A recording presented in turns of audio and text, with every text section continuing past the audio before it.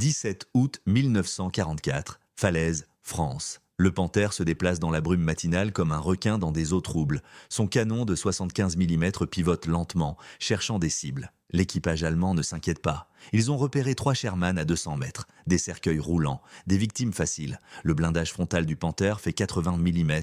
Les obus américains rebondissent dessus comme des cailloux sur l'acier. Ils n'ont aucune idée qu'ils sont traqués par un fantôme. Le premier obus frappe le Panthère à l'arrière de la tourelle. Pénétration complète. Le second suit 3 secondes plus tard, frappant exactement au même endroit. Le troisième perfore le blindage latéral avant que l'équipage allemand ne comprenne ce qui se passe. Le Panthère s'immobilise, fumant. 3 coups, 3 pénétrations, 15 secondes, impossible. Le Sherman sort de sa position camouflée. Sur sa tourelle, quelqu'un a peint Eleanor.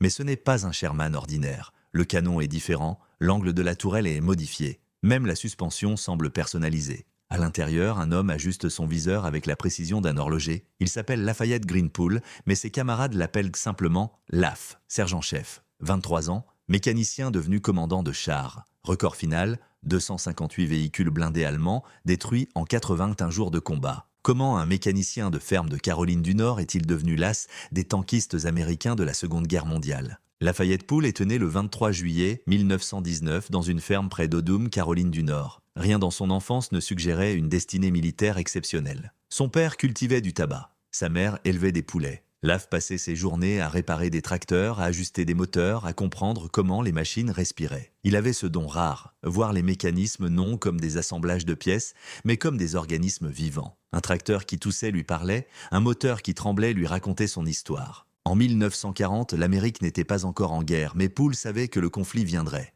Il s'engagea volontairement dans l'armée en juin 1941, 6 mois avant Pearl Harbor. Il voulait être mécanicien. L'armée avait d'autres plans. Ils le placèrent dans une unité blindée. Poole protesta. Il voulait réparer des chars, pas les conduire.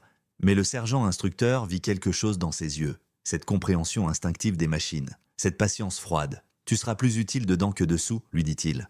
Poole détestait cette décision. Pendant les 6 premiers mois de formation à Fort Knox, Kentucky, il accumulait les infractions disciplinaires. Retard répété, insubordination mineure, refus de saluer correctement. Il n'était pas fait pour l'autorité militaire. Il était fait pour les engrenages et les boulons. Son commandant, le capitaine James Leach, aurait pu le briser. Il aurait pu le renvoyer vers les unités de maintenance. Au lieu de cela, Leach fit quelque chose d'inhabituel. Il emmena Poole dans un hangar et lui montra un Sherman démonté, pièce par pièce.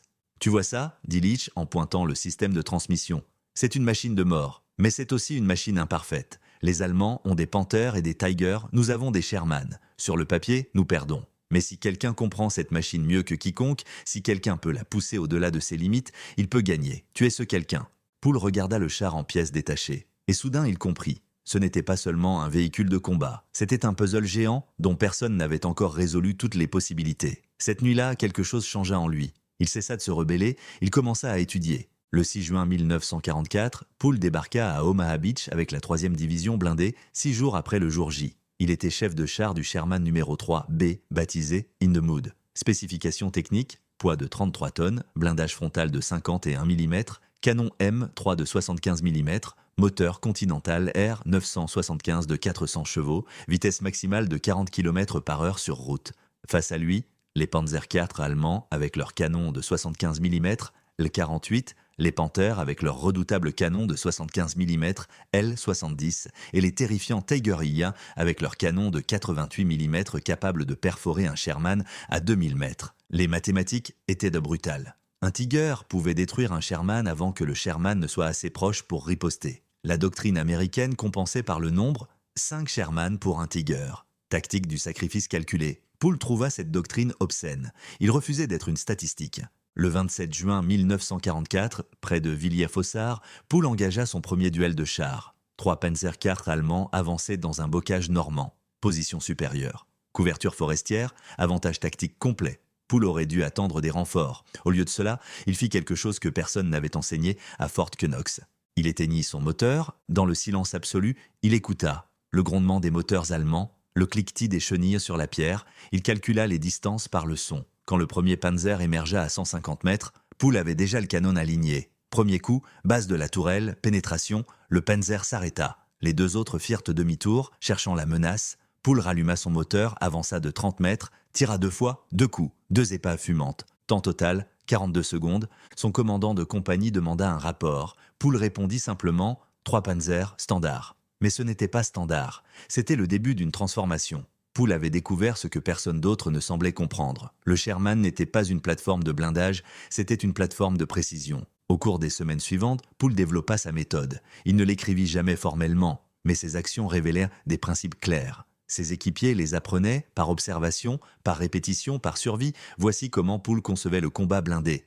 1. Énergie. Chaque mouvement du char consomme de l'énergie. Chaque tour de chenille, chaque rotation de tourelle. L'énergie gaspillée est du temps perdu. Le temps perdu est la mort. Poul calculait ses mouvements comme un joueur d'échecs. 3 coups d'avance, position, tir, repositionnement. Jamais de mouvement inutile, jamais de geste superflu. Ses équipiers juraient qu'ils pouvaient sentir le terrain à travers les chenilles, qu'ils connaissaient chaque bosse, chaque ornière. Il positionnait In the Mood avec une précision millimétrique, minimisant l'exposition, maximisant les angles de tir.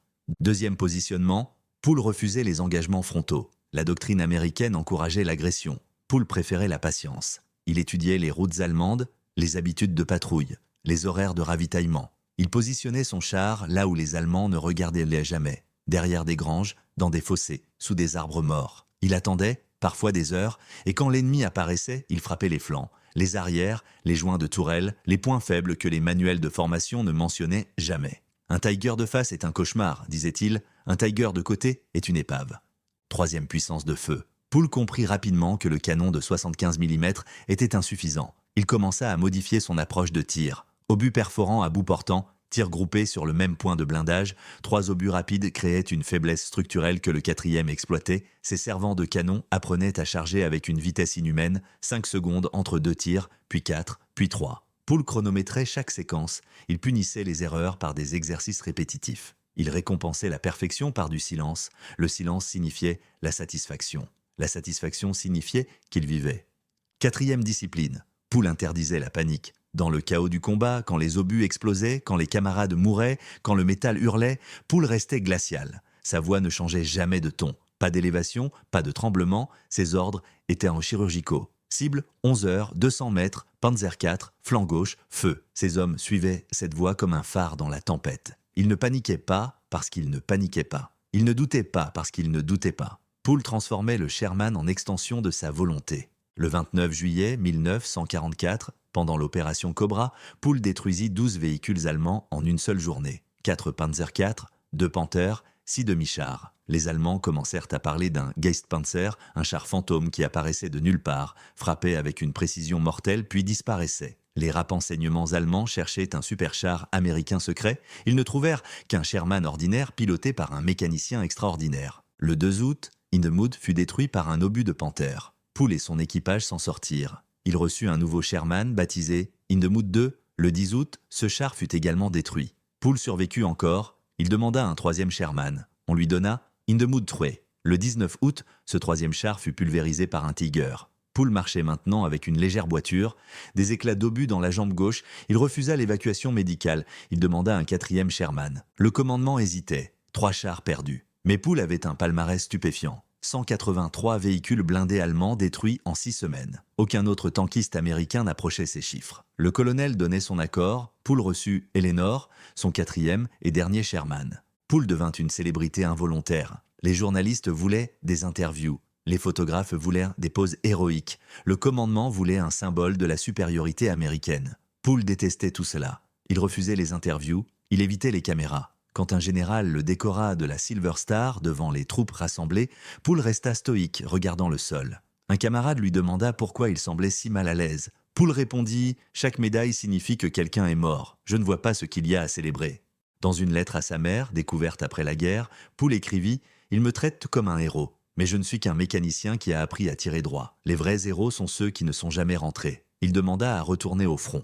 Permission accordée. Le 19 septembre 1944, près de Stolberg en Allemagne, Poul mena Eleanor dans ce qui deviendrait son engagement le plus légendaire. Une colonne allemande de 18 véhicules avançait vers une position américaine vulnérable. 2 Panthers, 4 Panzer IV, 12 Half-Track chargés d'infanterie. Poul était seul. Les renforts étaient à 21 minutes. Il aurait dû se replier. C'était la décision raisonnable. C'était la décision logique. Mais Poul n'était ni raisonnable ni logique ce jour-là. Il positionna Eleanor dans une dépression naturelle exposant seulement la tourelle. Les Allemands avançaient en formation serrée, confiants. Poole attendit qu'il soit à 100 mètres. Puis, il ouvrit le feu. Le premier Panther explosa. Le second tenta de pivoter, mais Poole avait déjà rechargé. Coup au flanc, pénétration. Les Panzer IV se dispersèrent. Poole en détruisit 2 avant qu'ils ne trouvent une couverture. Les half-track tentèrent de fuir, trop lents. Poole les engagea méthodiquement, un par un. Chaque tir comptait, chaque obus trouvait sa cible.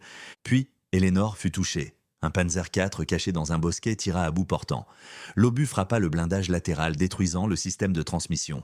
Eleanor ne pouvait plus bouger. La tourelle fonctionnait encore. Poole continua de tirer. Le Panzer IV chargea à nouveau. Poole l'élimina avant qu'il ne puisse tirer. Mais un second obus frappa l'Eleanor, cette fois au niveau du train de roulement. 3 des chenilles se brisèrent. Le char était techniquement mort. Poole continua de se battre. Il détruisit les half-track restants. Il engagea les fantassins allemands avec sa mitrailleuse coaxiale. Quand les renforts américains arrivèrent 15 minutes plus tard, ils trouvèrent Poole debout, dans sa tourelle, entouré de fumée noire, les mains couvertes de sang et de graisse. 18 véhicules allemands détruits. Eleanor était une épave immobile, criblée d'impacts, mais Poole avait tenu la position. Le commandement prit une décision inhabituelle. Poole avait détruit 258 véhicules blindés allemands en 81 jours de combat. C'était le record absolu des forces blindées américaines. Mais il avait perdu 4 chars. Il avait été blessé 3 fois. Sa chance ne durerait pas éternellement. Le 22 septembre 1944, Poole fut retiré du front et affecté à des missions de formation aux États-Unis. Il protesta violemment. Il voulait rester avec son unité. Il voulait continuer à se battre. Ordre refusé. Poole rentra en Amérique. Sa dernière mission en Europe fut banale, une cérémonie de remise de médailles à Nancy, France. Poole reçut la Distinguished Service Cross, la seconde plus haute distinction militaire américaine. Il serra la main des généraux, il posa pour les photographes, il prononça quelques mots formels. Puis, il monta dans un avion pour New York. Il avait 25 ans. La guerre continuait sans lui. Pourquoi Poole fut-il si exceptionnellement efficace ? Les statistiques révèlent des vérités troublantes. Le tankiste américain moyen détruisait 1,2 véhicules ennemis avant d'être lui-même éliminé. Poole détruisit 258 véhicules et survécut. Son taux de précision au tir était de 93%. La moyenne américaine était de 41%. Il engageait des cibles à des distances où la plupart des commandants de chars considéraient le tir impossible. Et il gagnait. La correspondance entre Poole et son équipement était presque mystique. Le Sherman M4A pesait 33 tonnes, mais dans les mains de Poole, il se déplaçait comme un félin. Le canon de 75 mm avait une portée effective de 500 mètres contre des blindages lourds, mais Poole touchait des cibles à 800 mètres. Il connaissait chaque bruit du moteur Continental, chaque vibration de la suspension, chaque angle de la tourelle. Ses équipiers racontaient qu'il pouvait diagnostiquer un problème mécanique simplement en écoutant le grondement du char. « Roulement de la chenille gauche usée », disait-il. 15 km avant défaillance. Il avait raison à chaque fois. Poole comprenait que le Sherman n'était pas un char supérieur, c'était un char adaptable. Et l'adaptabilité dans les mains d'un génie tactique valait plus que le blindage. Les Allemands construisaient des forteresses mobiles. Poole construisait des lames de précision. Les Tiger étaient là des marteaux. Poole était un scalpel. Le 5 mai 1945, 3 jours avant la capitulation allemande en Europe, Poole conduisait une Jeep près de Braunschweig, Allemagne. Mission de routine. Inspection d'un dépôt de munitions capturé. La route était dégagée, la guerre était presque terminée. Les soldats allemands se rendaient par milliers. Il n'y avait aucun danger. Un tireur isolé allemand, caché dans les ruines d'une église, ouvrit le feu. Une seule balle, Poole fut touché au cou. Le conducteur de la Jeep freina brutalement et appela un médecin. Poole perdait du sang rapidement. Il essaya de parler, mais aucun son ne sortit. Ses yeux restèrent ouverts, calmes, observant le ciel gris d'Allemagne. Il mourut 4 minutes plus tard, 25 ans. 258 véhicules détruits, 4 Sherman perdus. 3 blessures au combat. Survivant de 81 jours de combat blindé parmi les plus violents de l'histoire. Tué par une seule balle tirée par un soldat dont personne ne connaîtrait jamais le nom. La coïncidence tragique ne fut comprise que plus tard. Poole mourut le 5 mai 1945. Le 8 mai 1945, l'Allemagne capitula. Il manqua la fin de la guerre de 3 jours. 3 jours après avoir survécu à l'enfer blindé de la Normandie, de la Belgique, de l'Allemagne, après avoir affronté des Tigers et des Panthers et des canons anti-chars, après avoir transformé le Sherman en instrument de précision mortelle, il mourut dans une Jeep sur une route tranquille. Le destin possède un sens de l'ironie cruelle. Le corps de Poole fut rapatrié en Caroline du Nord et enterré avec les honneurs militaires. Son record de 258 véhicules détruits demeure le plus élevé de l'histoire des forces blindées américaines. Aucun tankiste, dans aucun conflit ultérieur, ne l'a surpassé. Le nom de Lafayette Poole est gravé dans les manuels d'instruction de Fort Knox. Sa tactique de tir groupé est enseignée aux cadets. Ses principes de positionnement sont étudiés dans les académies militaires du monde entier. Eleanor, son dernier Sherman, fut récupéré après la guerre et restauré. Elle se trouve maintenant au National Armor and Cavalry Museum de Fort Moore, Géorgie. Les visiteurs peuvent de voir les impacts d'obus sur le blindage, les modifications improvisées que Poole avait effectuées sur la suspension, les marques de graisse sur le siège du commandant. C'est une relique silencieuse d'un homme qui transforma une machine ordinaire en légende. Le record de Poole est éternel, non pas à cause des chiffres, mais à cause de ce qu'il représente. Il prouva qu'un équipement inférieur, dans les mains d'un maître, surpasse toujours un équipement supérieur dans les mains d'un amateur. Il prouva que la précision bat la force brute, que la discipline bat l'agressivité, que l'intelligence tactique bat le blindage épais. Lafayette Poole était un mécanicien qui comprenait les machines mieux que quiconque, et dans la violence du combat blindé, cette compréhension devint une arme d'importance historique.